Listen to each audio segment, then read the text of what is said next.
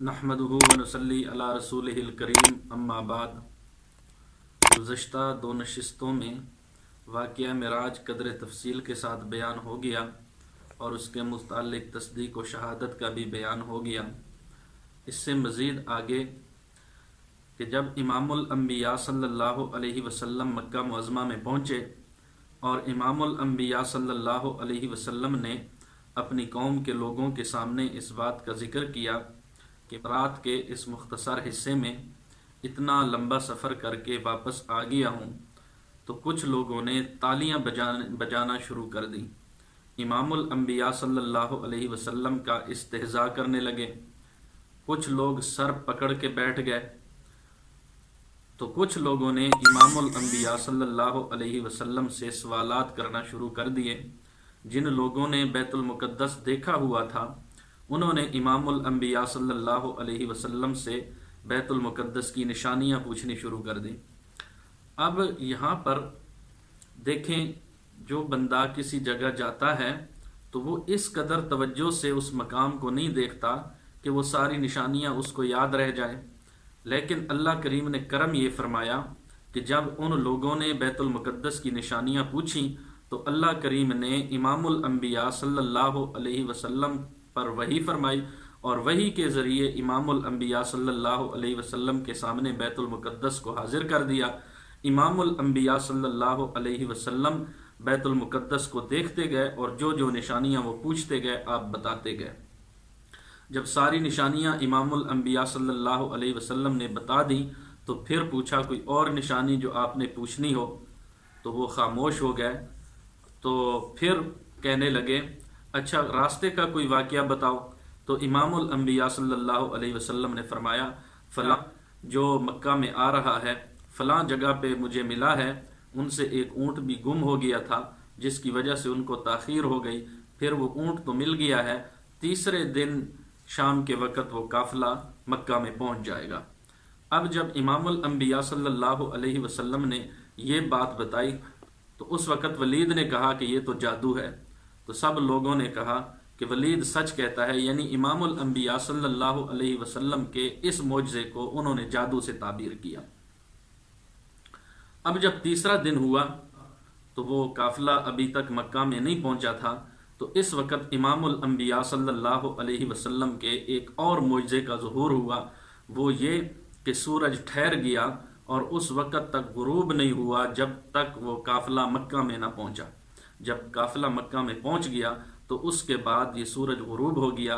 اس معجزے کو اصحاب سیر معجزہ حبس شمس سے تعبیر کرتے ہیں۔ اب جب امام الانبیاء صلی اللہ علیہ وسلم کا صدق اللہ کریم نے ظاہر فرما دیا، اب چاہیے تو ان لوگوں کو یہ تھا کہ امام الانبیاء صلی اللہ علیہ وسلم کو مان لیتے، لیکن انہوں نے انادن و استکبارن، ضد اور ہٹ دھرمی کی بنیاد پر، تکبر کی بنیاد پر امام الانبیاء صلی اللہ علیہ وسلم کو نہ مانا۔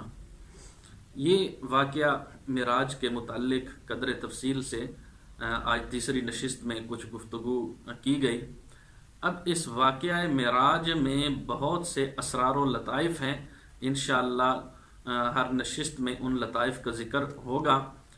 پہلی لطیف بات جو اس واقعہ میں ہے کہ قرآن مقدس نے جب اس واقعہ کو شروع فرمایا تو وہاں پہ الفاظ ہیں سبحان الذی اسری بعبدہ، پہلا لفظ سبحان ہے۔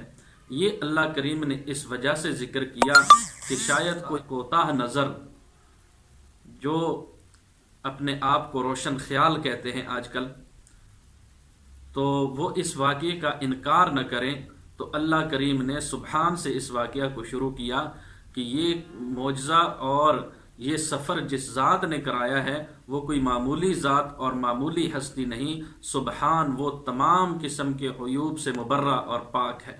نمبر 2، لفظ سبحان سے اس بات کی طرف بھی اشارہ ہے کہ یہ واقعہ معراج والا اور نبی کا معجزہ یہ کوئی معمولی واقعہ اور معمولی معجزہ نہیں، بلکہ یہ ایک عظیم الشان معجزہ ہے کہ اللہ کریم نے امام الانبیاء صلی اللہ علیہ وسلم کو بیداری کی حالت میں یہ ساری کی ساری سیر کروائی مکہ سے بیت المقدس پہنچایا، اور بیت المقدس سے پھر آسمانوں کا سفر، پھر جنت اور دوزخ، اور پھر اپنے ہاں عرش پہ ملاقات۔ یہ کوئی معمولی سفر نہیں، معمولی واقعہ نہیں، یہ ایک عظیم الشان واقعہ ہے۔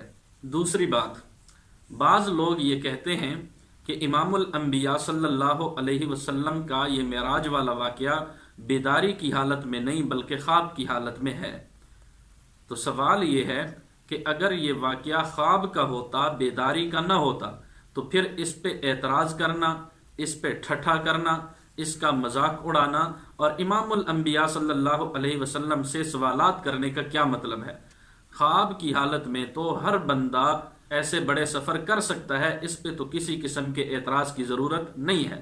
تو کفار کا، منکرین کا اعتراض کرنا، آپ کا مذاق اڑانا، تالیاں بجانا، سر پکڑنا، اس بات کی دلیل ہے کہ امام الانبیاء صلی اللہ علیہ وسلم نے بیداری کی حالت میں معراج کا دعویٰ کیا ہے، خواب کی حالت میں نہیں کیا۔ دوسری بات یہ ہے کہ قرآن مقدس کا اسلوب یہ بتاتا ہے کہ یہ واقعہ خواب کی حالت کا نہیں بلکہ بیداری کا ہے، اس لیے کہ قرآن نے جو لفظ استعمال کیے، فرمایا سبحان الذی اسرا بعبدہ۔ اب اسرا کا لفظ دلالت کرتا ہے اس بات پر کہ یہ معجزہ روح اور جسم کے مجموعے کے ساتھ بیداری کی حالت میں ہوا، خواب کی حالت میں نہیں تھا، اس لیے تو یہ واقعہ باعث فضیلت ہے۔